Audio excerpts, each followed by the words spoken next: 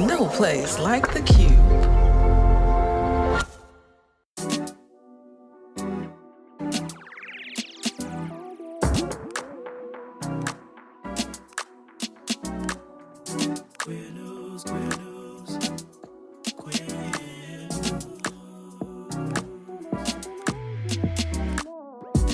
Family, it's your favorite queer radio personality, Anna Deshawn, and this is Queer News, your favorite weekly news pod where race and sexuality meet politics, culture, and entertainment. For many years now, I have been an outspoken supporter of civil and human rights for gay and lesbian people. I've always felt that homophobic attitudes and policies were unjust and unworthy of a free society and must be opposed by all Americans who believe in democracy.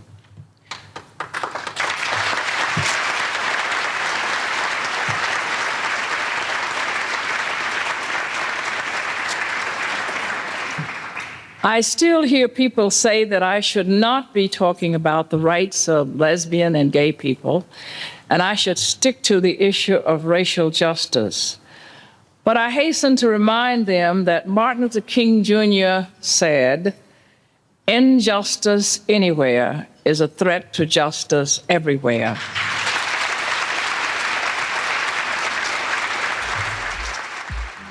You must know that voice. Tell me you know that voice, okay? It was the voice of the Coretta Scott King. We celebrated her birthday on Sunday, April 27th. And can I say that I never pass up an opportunity to talk about her and to celebrate who she was in the world. Dr. King wrote this in his autobiography, and she talked about things other than music. I will never forget the first discussion we had was about the question of racial and economic injustice and the question of peace. She had been actively engaged in movements dealing with these problems. After an hour, my mind was made up. I said, "So you can do something else besides sing? You've got a good mind also. You have everything I ever wanted in a woman. We ought to get married someday." Family, that's what Dr. King said to Coretta in that meeting. He went on to say, "I didn't want a wife I couldn't communicate with. I had to have a wife who would be as dedicated as I was. I wish I could say that I led her down this path, but I must say we went down it together because she was as actively involved and concerned when we met as she is now." Please know, family, please know that we get to celebrate Dr. King in the way we do today because of Coretta. Bayard Rustin, who was the architect of so much of the work, was friends with Mrs. King before he ever met Dr. King. She brought Bayard into their lives and ultimately brought him into ours. And we can be sure that much of what we know today as the civil rights movement wouldn't have been what it was without Bayard Rustin. No matter how many of the preachers didn't want him there because he was gay, Mrs. King had the ear of the one person who could truly make the final decision, and Bayard wasn't going anywhere. Her radical inclusiveness was unheard of in the circles she kept, and even within her own family. She was focused on getting Black folks to examine their homophobia. She would call out Black pastors and hold them accountable. I quote, "Freedom and justice cannot be parsed out in pieces to suit political convenience. I don't believe you can stand for freedom for one group of people and deny it to others." Amen. Jeez, her words are truly standing the test of time. Coretta Scott King, happy heavenly birthday. Family, you got a local news story not getting enough amplification? Do you have a queer organization other folks should know about? Are you an artist and you have a song coming out and you want the people to listen? Send in a queer news tip. I love hearing about all of them, so keep them coming. Info on how to submit is in the show notes. And QCrew, what's going on? Thank you for your continued commitment to helping me sustain this podcast. Thank you. QCrew helps to cover the cost of our editor, Ryan, who I quite literally couldn't do this podcast without. I also want to give a big shout out and a big thank you to everybody who responded to the call and gave over this past week to support our World Pride coverage. That's right, we're headed to DC to cover World Pride, but we need some financial assistance to cover the expansion of the team needed to do it right. So I gotta say thank you, okay, to Jai, Carolyn, Rachel, Susan, and Rex. They donated $375 over the last week, and I cannot say thank you enough. And so if you want to join them, a link is in the show notes, because if you believe in the work we do, and if you believe LGBTQ stories need to be amplified, if you love and respect how I report on the news and tell our stories, join them, okay? Join them and join the QCrew. A link is in the show notes. Now, for the news. In politics, Colorado solidifies same-sex marriage in their state. Minnesota sues the Trump administration, and George Santos has been sentenced. In culture and entertainment, BET celebrates Black queer folks making big impacts for the third year in a row. The community mourns the sudden loss of Jiggly Caliente, and Jennifer Beals re-releases her photographic journal of the L word. Let's get into it.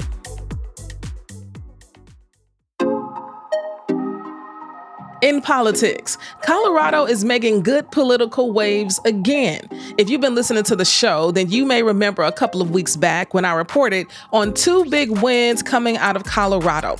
The State House passed groundbreaking bills protecting gender-affirming care, shielding trans kids and their families from prosecution, and their Senate recognized abortion as a constitutional right.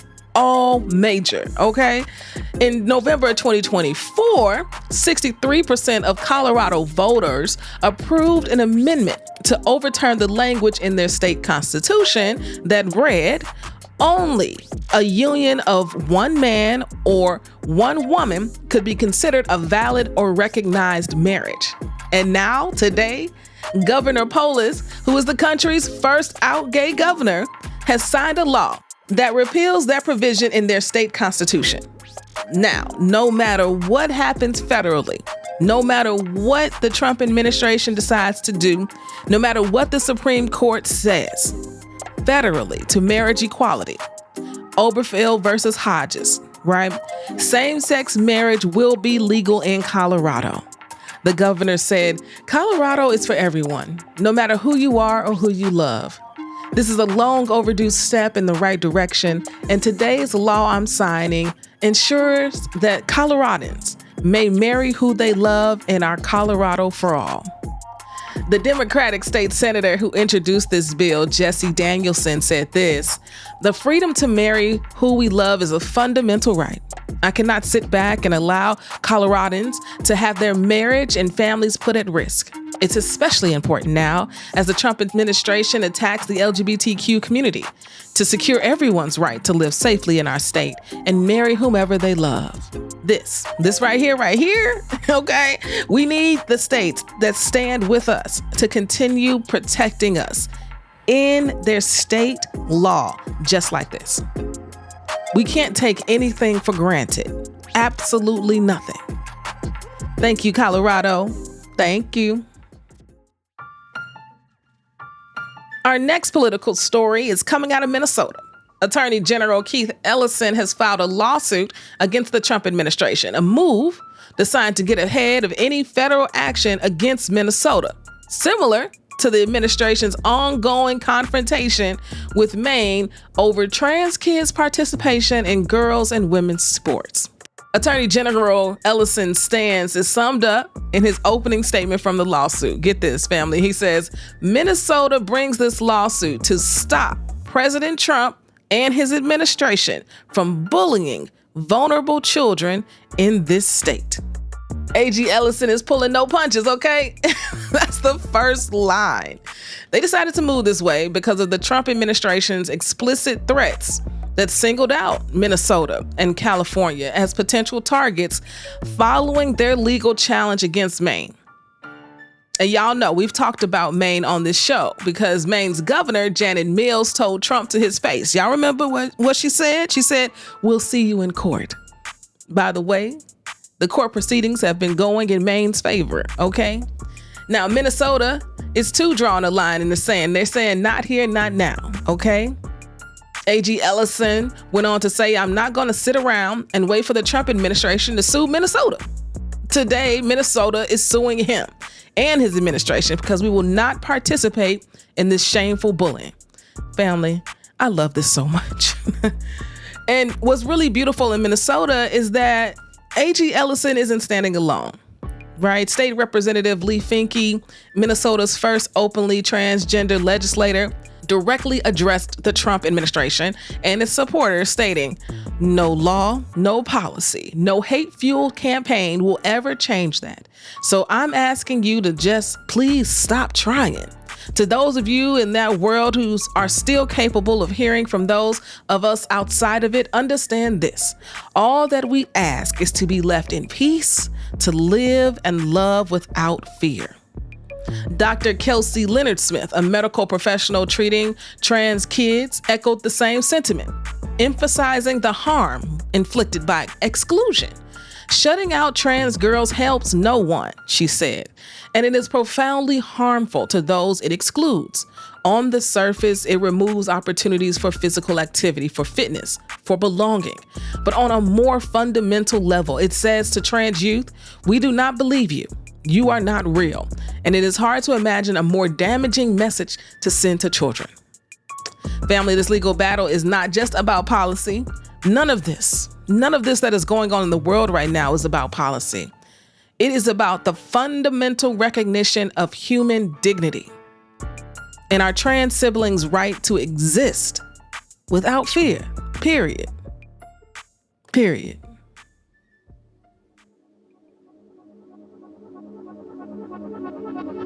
Now, family, in our last political story today, George Santos is back in the news. That's right. I haven't said his name for a while. And y'all remember the former congressman who lied? He stole. Yep, he sure did. And he defrauded the people of New York City. Now, back in August of 2024, he pleaded guilty to the crimes of wire fraud and aggravated identity theft. And on Friday, he was sentenced to 7 years in prison, ordered to pay almost $374,000 in restitution and over $200,000 in forfeiture. The judge asked him, where is the remorse? She wasn't buying the tears he shed while asking for the court's mercy at all. After the proceedings, George Santos took to X and said, quote, I believe that 7 years is an over-the-top politically influenced sentence, and I implore that President Trump gives me a chance to prove I'm more than the mistakes I've made. We'll see if Trump answers his call, but until his supporters and probably some haters will continue listening to his podcast, Pants on Fire. Yeah, that's the name of his podcast, Pants on Fire. Now, who told him that was a good name? Sometimes, family, truth is stranger than fiction. Okay. I think it's a great time to take a quick break. What you think? And when we get back, we'll jump into culture and entertainment news.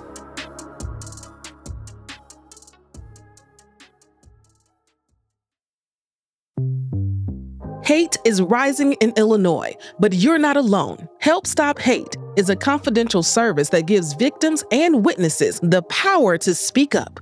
No judgment, just real help. When you report hate, you get support. Report hate to ilstophate.org or call 877-458-HATE, 877-458-4283. Help Illinois Stop Hate. Family, I need your help. Can you help me out? I'm excited because I've been tapped to attend World Pride in DC at the beginning of June. I'm going to moderate a couple of panels. I'm going to speak. We're going to table. We're going to network. They're estimating 2 to 3 million people to descend upon DC and celebrate Pride together. Now, we already know the state of our government today. Based where? In DC. So there is going to be so much to cover, but I need your financial support to make it all happen. I got to bring a team out there with me to make sure we don't miss a thing, but I can't do that without you. So if you've got a few dollars, please hit the button in the show notes and support our coverage of World Pride. If you don't have a few dollars, but maybe you've got a lead on a potential sponsor, please hit me up in the show notes. We would love to reach out to them. This is going to be a monumental moment in queer history, and we want to be there to cover it. Appreciate you. Family, welcome back to the show. Now let's jump into culture and entertainment. First, I love when BET does gay things, okay? As a culture, Black folks are conservative, period. And in a lot of ways, our media has reflected just that. But this will be the third year BET has hosted the BET Black and Iconic Soirée, an event whose mission is to honor and celebrate the intersectionality of the Black and LGBTQ plus communities, recognizing individual contributions and fostering a collective impact. One of my new favorite Black queer journalists, Scott Evans, y'all have not seen his show. It is worth watching, okay? He had Tina Knowles on there yesterday. Or the other day, who knows what day, the internet is weird, but it was so good. He is so good. And he will be hosting the honorees, okay? And they are fierce this year. Bob the Drag Queen for Culture and Trailblazer. Ashley Marie Preston for Creative Visionary. Hope Giselle for Emerging Leader. Ashley Davis for Executive Realness, okay? And Kiara Johnson for Active Advocate. That is a fire and fierce group of Black queer leaders. Tylee Hayes, EVP of Insights and Multi-Platform Analytics and co-lead of Social Impact at BET Media Group, said this: "This gathering is a testament to the strength, creativity, and influence of this community, and we are honored to provide a space to amplify their voices and achievements." I really do love when BET does gay things, okay? Now, this event will have speeches, performances, and they're promising that it's going to be an unforgettable night of excellence and unity. So we'll see who else gets added to the lineup in the coming weeks, and congratulations to all the honorees. They really are doing the work. Over the weekend, my timeline was flooded by the sad and sudden news of the passing of Bianca Castro, the legend, Jiggly Caliente, who is for real an icon in RuPaul's Drag Race history. Earlier this week, reports emerged of a serious health setback, a severe infection that led to the amputation of most of her right leg. And now her family has announced through an Instagram post that Jiggly passed away peacefully on Sunday, April 27th, surrounded by the love of her family and close friends. She was only 44 years old, family. The statement released by her family said this: "A luminous presence in the worlds of entertainment and advocacy, Jiggly Caliente was celebrated for her infectious energy, fierce wit, and unwavering authenticity." These words resonate deeply with anyone who ever witnessed her performances or her genuine connection with fans around the world. Jiggly Caliente was more than just a drag queen. She was a force. Her family went on to say, "Her legacy is one of love, courage, and light. Though her physical presence is gone, the joy she shared and the space she helped create for so many will remain forever."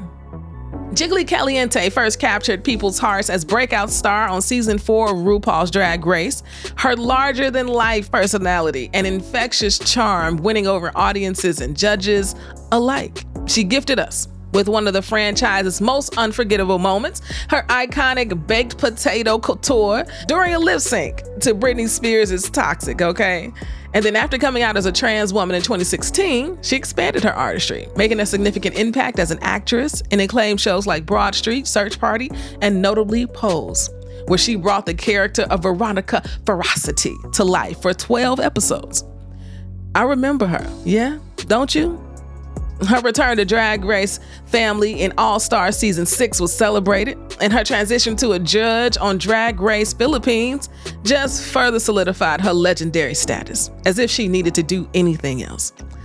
The outpouring of grief and love from fellow queens is also pouring in all over the internet. Bag of Chips remembered her as one of the most kind, sweetest souls she'd ever met.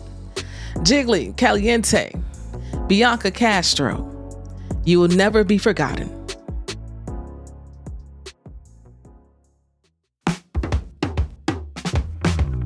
For our last story, Jennifer Beals, our beloved Bet Porter from the original L Word, has gifted us with a treasure of memories with the re-release of her photographic journal.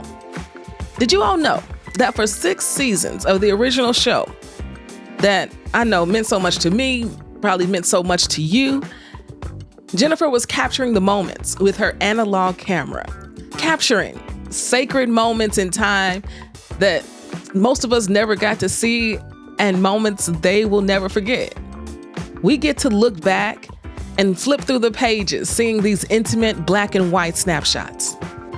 Jennifer even captured herself in this one moment. It's a reflection of her in the mirror, this very tender moment between her and Laurel Holloman, Bet and Tina, the love story that wouldn't let us go. These behind-the-scenes glimpses are moments that are now frozen in time because she decided to capture the moments. And it was originally meant to be a personal keepsake, truly, for the cast and crew. But Jennifer, she told The Advocate that it was her fellow L Word stars who nudged her to share these photos with us, the fans. Jennifer said, "My other castmates made me realize that the collection of photos, which were originally supposed to be a cast and crew gift, were actually something that could be valuable to the community at large, to the fan community." And thank God they did. The original book, released in 2010, became a cherished piece of our collective memory. And now, the L Word, a photographic journal, a new generation and longtime fans alike can enjoy themselves, yes, and remember and reflect on these stories. It isn't just a book, it's a portal back in time. Seeing ourselves reflected on screen felt revolutionary. You should definitely go pre-order your copy today. You already know a link is in the show notes, and your coffee table could use a little refresher for the summer, right? Of course. Now, family, you know it's time for Anna's Got a Word, because Anna's always got a word. And you all know April is National Poetry Month, so every week I've shared a poem with you. We started with Nikki Giovanni's Ego Trippin', then it was Langston Hughes's poem Harlem. Last week it was Pat Parker's My Lover is a Woman. And for our last week of April, I figured we should close with James Baldwin himself. Of course, he's known for his novels and essays, but he also wrote poems. And today I'll share a poem called The Giver that was dedicated to his mother, Bertis. If the hope of giving is to love the living, the giver risks madness in the act of giving. Some such lesson I seemed to see in the faces that surrounded me. Needy and blind, unhopeful, unlifted. What gift would give them the gift to be gifted? The giver is no less adrift than those who are clamoring for the gift. If they cannot claim it, if it is not there, if their empty fingers beat the empty air, and the giver goes down on his knees in prayer, knows that all of this giving has been for naught, and that nothing was ever what he thought, and turns in his guilty bed to stare at the starving multitude standing there, and rises from bed to curse at heaven, he must yet understand that to whom much is given, much will be taken, and justly so. I cannot tell you how much I owe. Family, till next week. Peace.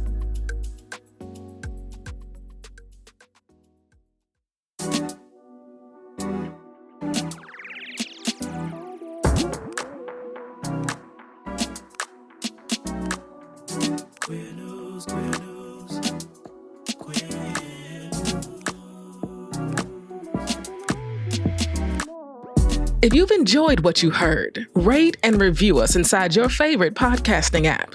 This podcast is written and produced by me, Anna Deshawn.